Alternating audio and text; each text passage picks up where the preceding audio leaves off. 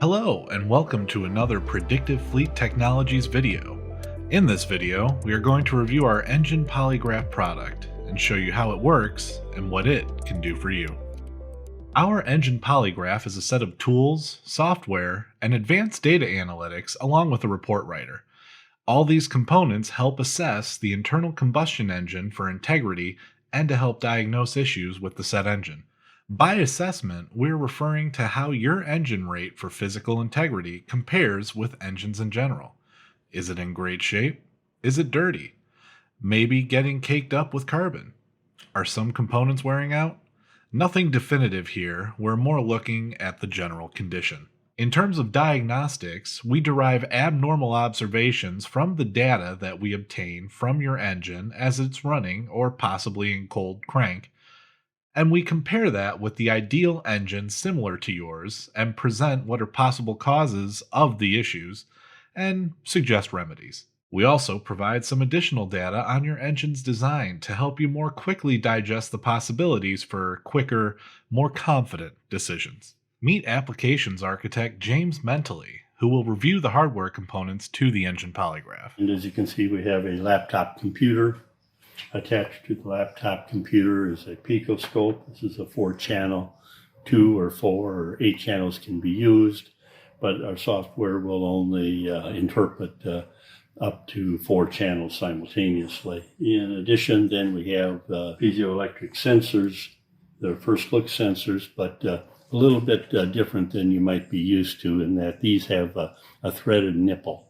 And the purpose of the nipple is to allow various attachments to be threaded on. And the various attachments are for providing good access to different dipstick tubes.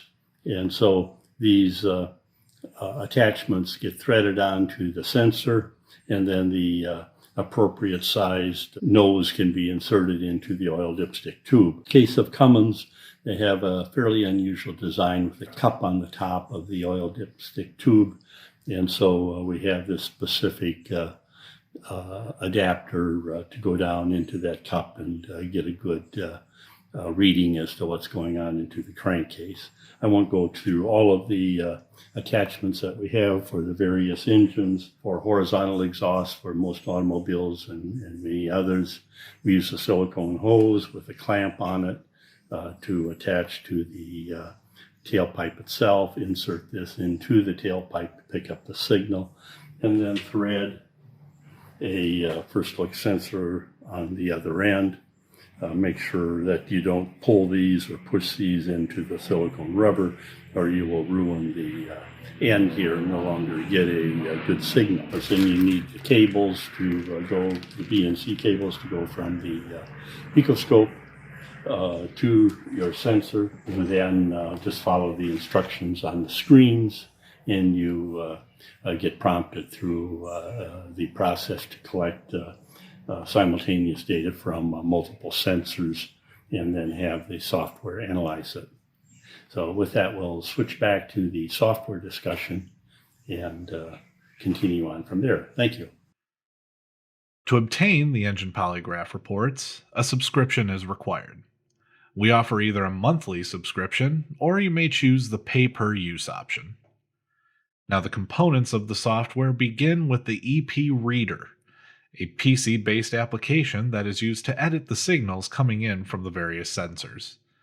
Once the signals look good, it will determine the correct duration and frequency for sampling the data, record that data to a file, format said file, and finally send it off to our servers.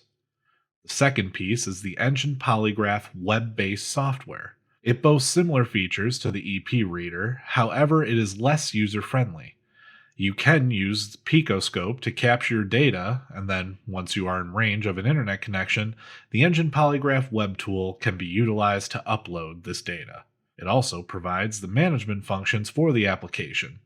More details on management functions will be explained in a later video. The third component is Engine Angel Analytics. This software takes the data that has been collected from your engine and runs the mathematical analyses using advanced analytics, creating the assessment report comparing your engine to your general engine type. And secondly, It runs the optional diagnostic report, which takes the abnormal observations from your engine and produces a report of potential causes of these readings, along with providing suggested steps to remedy the issues. The EP Reader program helps you identify the vehicle you have, along with testing conditions and what is desired in terms of output. In the first section, you describe who the owner of the vehicle is, along with the engine manufacturer, and from the pull-down menu, select the model, and the system will then return the engine configuration and displacement while capturing more information about the engine itself. Secondly, we have the data of where the test is taking place. The date, the odometer reading on the vehicle. As a side note, if you are using hours of operation, that can be entered here instead. And finally, the engine temperature in Fahrenheit or Celsius. Following that, you identify if you will be running the engine at load, which would be around 1500 RPM, being the RPM that you would be driving or at normal engine duty. You can also pick from idle or cold crank.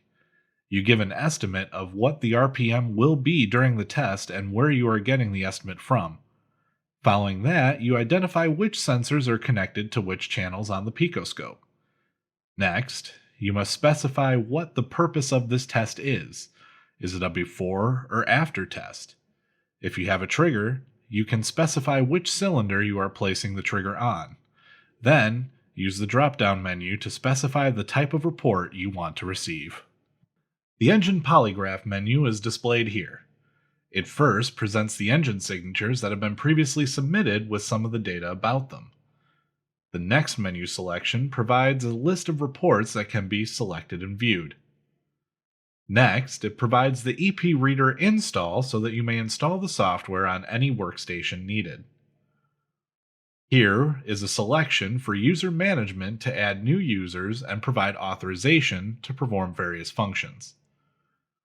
The company account screen is where you may enter your credit card information for charges and identify some of the specifics of the payment agreement. Finally, under My Account is where you can update your password as well as your contact information. From the list of previously entered signatures, you can select one of those and make some changes to the data, allowing you to generate a new report.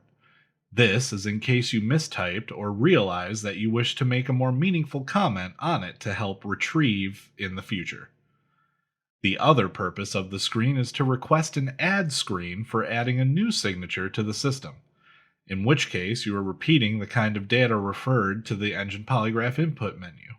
Once you've submitted and the system has sent up the data and the analytics have been performed, you'll get back a report looking like this.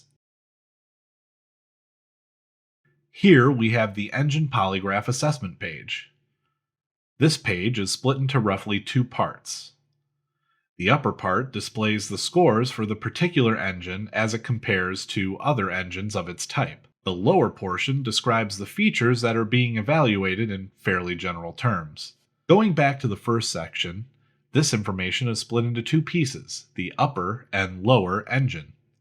The upper engine is getting most of its data from the exhaust signals, and the scores of the upper and lower engine are color-coded according to the scale here. Green is good, and red is bad. The upper engine has an excellent score overall. It can't detect any abnormal observations out of the pressure pulses of the exhaust. Secondly, the volumetric efficiency score is also a 1 on this engine. It's extremely good. Several factors often make that score higher. The valve lash adjustment might be off, or there's a carbon buildup. Really, anything that causes more turbulence in the airflow might increase that score. The upper engine parameter has to do with the high-frequency squealing. A valve may not be seated as well as it should to the head, and during the power stroke especially, you get a whistling. In this engine, none of that was detected, allowing us to conclude it's a tight engine. On the lower engine, down in the crankcase is where the bearings, the pistons, and ring issues would show up. This engine again is in excellent condition. The sub features we are looking for are rumble or an indication the engine is not running smoothly around the bearings or the cams. Also, a scraping sound, similar to chalk on a chalkboard, indicating that you might have a lubrication issue with the ring scraping against the cylinder wall. General descriptions of what is assessed in the engine can be seen here in the below report. The next report we have is the diagnostic report. This would display the abnormal observations of the engine. In this case, we have a different engine than the one on the assessment page. This engine does have some issues with it.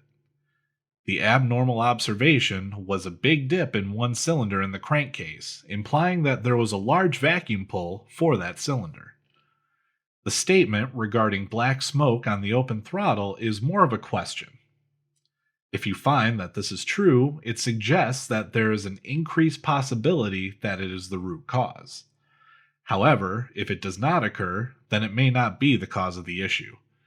We have, in this case, multiple possible causes, and those questions can help us distinguish the potential root cause of the issue. The confidence factor for each cause is pretty high, so it's very possible that both issues may be contributing to the overall problem. The cause suggested for the first issue is a large vacuum due to the intake stroke pulling vapors from the crankcase into the cylinder chamber above that particular piston, and the piston has poor compression rings, or they are caked into one position with carbon deposits, not allowing for the rings to fluctuate as the piston moves up and down. As indicated, we have a large confidence factor, suggesting that these possible causes are very likely to be the case. Finally, we have some suggestions to help alleviate the issues.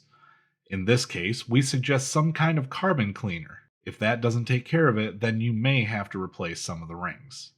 Thanks a lot for joining us for this video. For more information, please visit us at predictivefleettechnologies.com. If you have any questions, feel free to contact us at any time at support@predictivefleettechnologies.com. And as always, be on the lookout for more videos from us.